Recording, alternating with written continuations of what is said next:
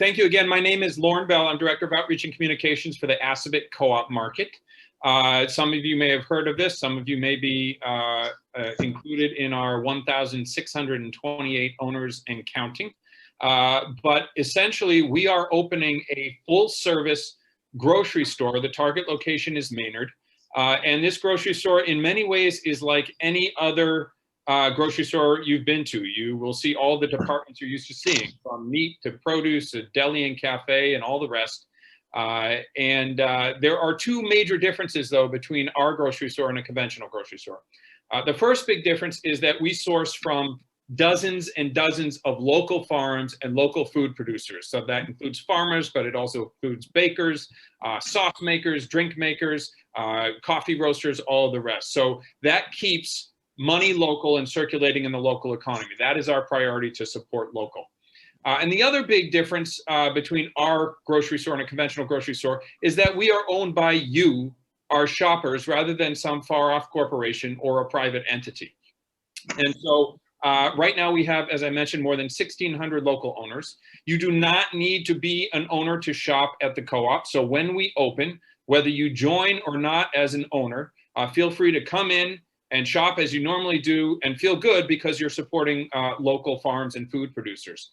However, our owners get some special benefits, and I wanted to talk a little bit about this. So our 1,628 owners so far and counting have each purchased a one-time $200 share in the store, and they are essentially owners. They own a share of the store as you would own a share of stock, essentially. You're member owners. And for that, you get benefits. And I want to talk a little bit about some of those benefits as well. Let me just make sure I'm not going. Let me get to some of the perks of some of the impact of the co-op first before I get into the benefits. So we are much more than a grocery store. We are locally sourced and we are community owned, but in terms of our impact, sourcing locally and being owned by the community, we have a much bigger and more positive impact than a conventional grocery store does on the community that hosts it. So we will source on average co-op source from 51 local farms and 106 local producers. And as I mentioned, that keeps money circulating in the local economy. Because we're sourcing locally, essentially your food, much of your food is coming from local farms down the street rather than from across the country or across the world. So that reduces our food's carbon footprint. The economic impact is huge. So for every $1,000 spent at a cooperative grocery store, a community-owned grocery store that sources locally, $1,600 is generated in the local economy. And that's because you source from local farms, and then they can afford to hire more labor. They can afford to repair their machinery and expand their farming. And of course, folks who come to shop at the co-op end up shopping at local businesses as well. They're economic juggernauts wherever they're put.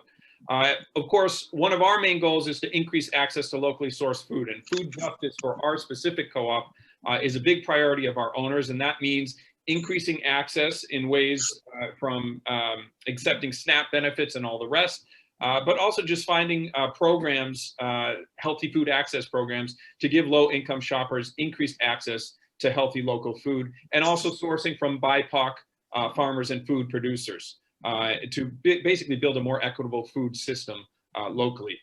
They donate on average 3 times more to local charities than conventional grocery stores. Worker wages are almost 20% higher than a conventional grocery store. We are democratically owned and controlled, and I'll get into some of those benefits of ownership, but you basically have a voice in our co-op.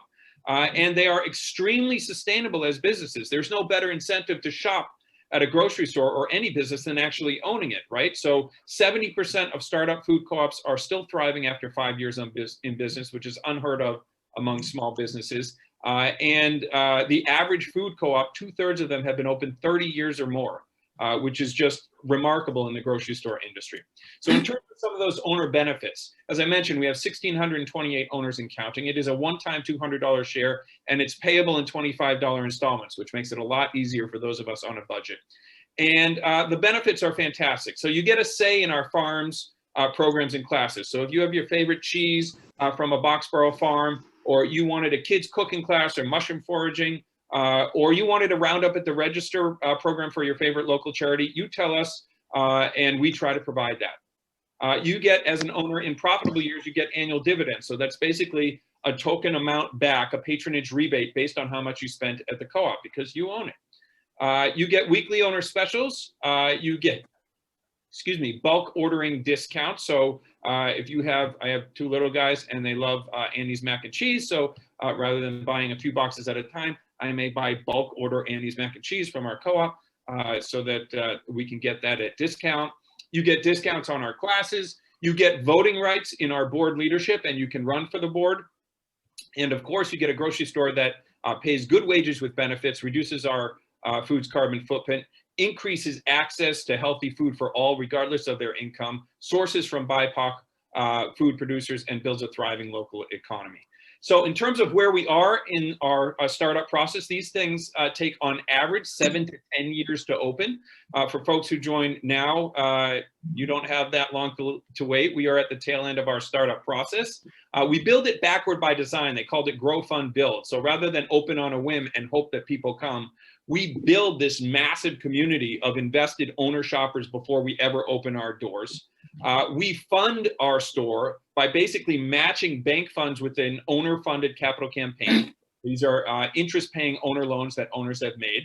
And then we build our store based on exhaustive market and feasibility studies to make sure that everything from square footage to cost per square foot to sales forecasts all align so that we are giving ourselves the best chance of success. We are now kind of in between fund and build. So we had our initial site, despite the fact that our initial site fell through in November. We found some bad soil on a site we were working on in Maynard.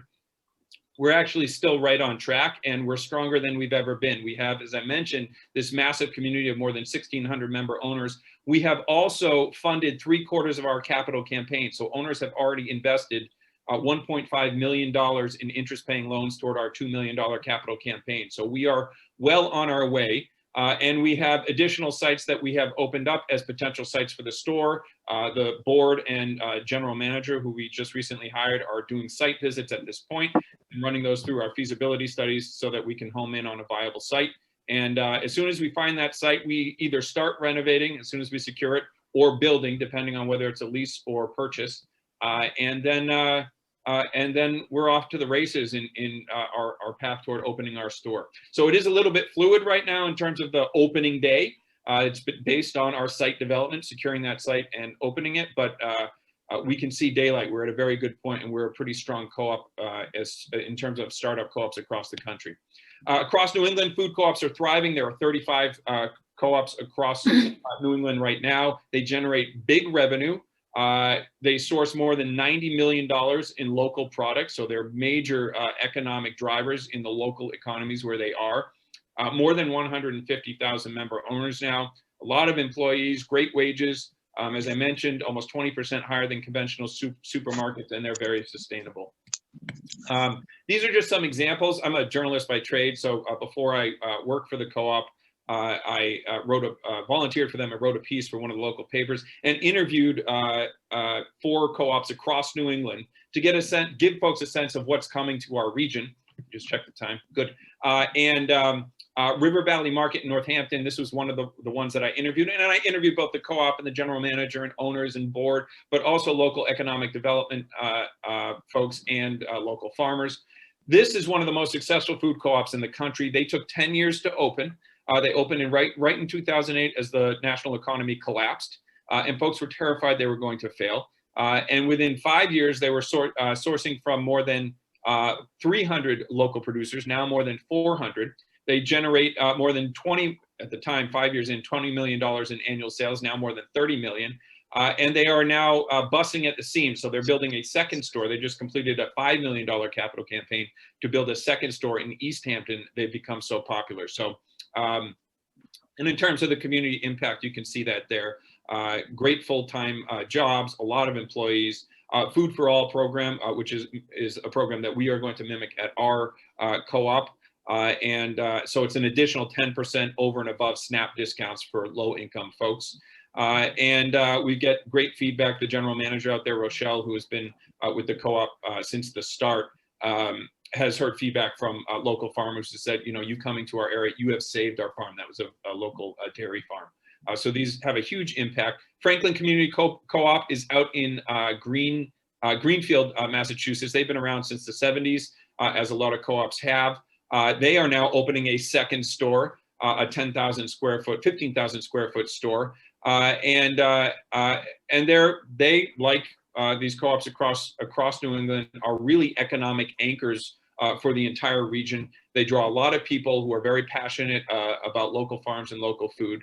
And you can see some of the quotes here. This is from the general manager, John Williams, where we are more than a grocery store, right? Community center. People trust us to be here, and we give member owners a chance to be economic partners in their downtown success, and it's been phenomenal. This is from the Shelburne Agricultural Commission Director Kim Stevens, who is also a farmer. If you have places where people can buy local products, support local farmers, and bring dollars back to their local communities, it's a win-win for everyone. And Belfast Food Co-op, if any of you travel up to Maine, this is a great small co-op, been around, just celebrated 40 years, I believe, almost 40 years. And they now generate more than $8 million in sales, have 4,000 member owners. And shoppers go there from more than 30 surrounding communities. And Belfast is not a wealthy community, but what they have told us is this has buoyed local businesses through recession after recession. Because it's such a destination, and it's a pride. You know, the community, not just Belfast, but all the surrounding communities take a lot of pride in owning this store and keeping it successful. And not one co-op. There are many grocery stores, independent grocery stores, that have had to or have chosen to sell out to massive corporations. Not one food co-op in the history of co-ops. There are some that have closed, but not one has ever sold out to a corporation for a simple reason. We own it and we won't let it happen. This is our store. And we're very proud of these community-owned businesses. And you can see tremendous economic impact. In terms of the road to opening day, we have passed many milestones. As I mentioned, we are back to the site search, and we have several sites on the docket that we are working through now with feasibility studies again. We have hired our general manager, Sam McCormick, and they came very highly recommended from National Cooperative Grocers, conducted this nationwide search to get Sam on board, and we feel very lucky to have them on board. And they actually have experience in green construction. So Sam has been instrumental in relaunching our site search and getting new potential sites on the list. So to secure our store site, complete our capital campaign. As I mentioned, we're almost there. We're 3/4 of the way there. And then start building our store. And we'll actually start building our store as soon as we secure the site. We don't need to complete that capital campaign to do that. And then Sam is working on employee training manuals, all that kind of stuff right now. They're going to be hiring and training the staff. Equipment gets moved in. We source from the local farms, ask them what they can provide for our first opening day lineup, and plan and promote that grand opening, and then celebrate all together, hopefully in the sunshine, with folks all vaccinated and healthy and holding hands again. And it's a pretty exciting time to be part of this. So I wanted to open this up to questions to you guys.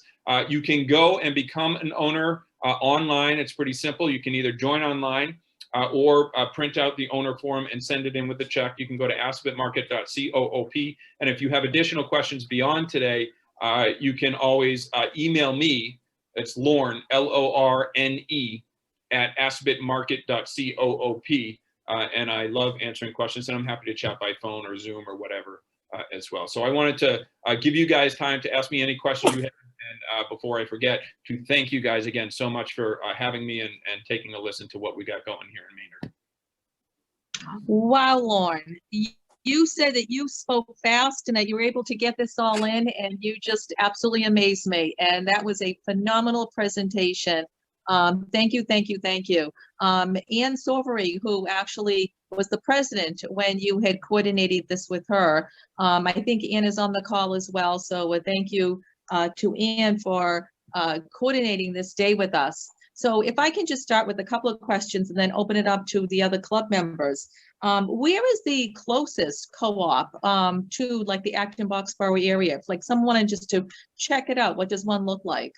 Yeah, so if you wanted to check out a co-op like the co-op we're going to open, there really is none in the local area. It's one of the reasons why we know that this area is ripe for a food cooperative and why our market studies tell us that.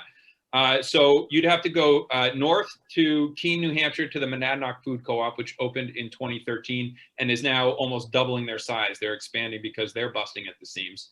Otherwise, you'd have to go northwest to Brattleboro Food Co-op, which is 40 years old and huge. It's one of the most, it's one of the largest co-ops in the country. It's 15,000 square feet. And then you'd have to go west to Greenfield, the Greenfield Co-op that I mentioned, Franklin Community Co-op, or River Valley Market. So other than that, there is a Leverett Village Cooperative, but that is more of a small cafe and convenience store type thing in Leverett Village, which is a little more local. But in terms of a full service community owned grocery store that sources local food, there's nothing in the area. But I love in the summer traveling to co-ops across New England. I wasn't able to do it last summer, obviously, because of COVID, but looking forward to doing it again this summer. And they're so fun to step into, and you really literally get, some of them are very quirky. Some of them have been around since the 60s or 70s. Some of them are newer, but you literally get a unique flavor of the local community, both in the people that work there, who will constantly tell me this is like a family. They stay around rather than high turnover at conventional grocery stores. And also obviously in the food, you're getting local food that you wouldn't find anywhere else. That is awesome. Thank you so much. I do have some other questions, but I will open it up to other Rotarians who may have questions. And we got a message in the chat that Carol Toomey is already a co-op member. Ah, nice. So, Marianne, I have a question. Yes. So, Lorne, given that there are for-profit supermarket chains in the area, I don't know how many, are they your chief competitor, or is something else your chief competitor? Yeah, it depends on the market. But I will say this before I get into competition. We like to think in terms of local businesses that we can be cooperative, right? That if we rise and we do things properly, so do the boats that we're sitting in this pond with. So there are privately owned grocery stores near us. Deborah's in Concord, Donnellan's on 117. But those are privately owned, and it's a different, people shop there for a different reason than they shop at the co-op. So it's really a unique market niche. And from what our market studies are telling us, there is plenty of room still for growth within this unique market because there are no other cooperatives. But in terms of general grocery stores, there's a Market Basket open now on the other end of Maynard. And Market Basket and food co-ops tend to have a unique synergy, in part, I think, because Market Basket still is technically locally owned. I remember Demoulas when I grew up in southern New Hampshire when I was a kid, and people who like co-ops tend to also Market Basket. And so what Market Basket coming into the area, all of these local food stores that open, whether it's Whole Foods in Sudbury or Market Basket on the other end of Maynard, we feed those back into our market studies, and we're still on track in terms of sales. What something like Market Basket coming into our local area might do is it might affect what we carry. So rather than 3 shelves of toilet paper, we likely will have 1 shelf of toilet paper and fill those other 2 shelves with what people come to the co-op for, locally sourced, sustainably grown food. So that's kind of the short answer to that. But yeah, we take into account all of that local competition, and we're still actually right on track for a thriving food co-op. And just a follow-up question with community markets in the summertime. I don't know how many there are in your area, but will that pose any kind of a competitive challenge? No, actually, the local farmers market's thriving is actually an indication that the food co-op can do really well. So most food co-ops operate in places where there are thriving farmers markets. So that's an indication to us that we can do really, really well. And there's no conflict. The fact is, we're not going to be able to get every farm into our store. So the more local farms that can be supported, not just by our co-op, but by other co-ops, by local farmers market, the better. That's all part of our mission. So we're happy to send folks to a local farmers market for local farm food that they can't get in our store because we might not have room. Thank you. That's a great question, Steve. I work a local farmers market, Lorne. My husband and I have a business, and it's so true, is that one feeds off the other. We do the one in Wayland, which is pretty big.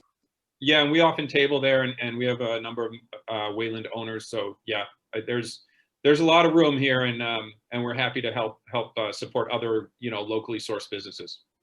That's for sure. Any other questions from any other Rotarians? Hello. Hi there, Right? Frank. Hi. I might have missed it in the beginning, but where are you building? The target location is Maynard. And the reason for that is we conducted a market study in 2015, continued to update it over the years. And Maynard, from our market study, tells us our market study conducted by G2G Research, which conducts market studies for cooperatives and natural food co-ops, natural food stores across the country, tells us that Maynard's the ideal spot for a thriving food co-op. We are surrounded by farms, our suppliers. We are surrounded by communities that value local food, and as Steve mentioned, the local farmers markets are an indication of that. And we're at the intersections of major routes. So Route 2, not too far off, but 117, 27, 62. So this has often been sort of a pass-through town, but we're looking forward to giving folks another reason to stop in Maynard. And Yeah, what I meant was, where is it? we don't have our location. Yeah. So Oh, okay. All right. Yeah, so we are now looking at several potential spots to secure our location. Does it Okay. need to be near downtown? It does not, but a lot of people are looking forward to walking to the co-op. So that's kind of the bullseye of the target. But Right. Maynard as a whole is the target, and we'll do what we can to. But parking is an issue. So we're now looking at shared parking situations and that kind of thing to try to get as close to the bullseye as we can. Yeah, that's what they did in Shrewsbury. Worcester on Shrewsbury Street is shared parking. Yeah, and it it can work. It can work if it's the right situation. It can work. So we're working on that now. And I'm terribly sorry to not to have to cut it short. But I do want you guys can go obviously to the website there to find more information. But I'm totally open to questions. So I would love you to reach out to me. You can email me at LORNE, that's Lorne, at assabetmarket.coop, and I'm happy to answer questions or jump on the phone or do a Zoom chat or whatever. That is wonderful. And also, Lauren, just to repeat, the assabetmarket.coop is your website. Is that correct? That's right. assabetmarket.coop. Yep. That's wonderful. We would love to have you back. Again, my greatest apologies. You did an amazing job for the much shortened time frame that we had. And I'm sure that, and I know I have a number of questions that I still want to ask. I will reach out to you, but we would love to have you again as a guest if you want to speak again, or just tune in and we can just generally talk about where you are at that moment. It sounds like you're very excited about the next step in finalizing the location in Maynard. And so we would love to have you again.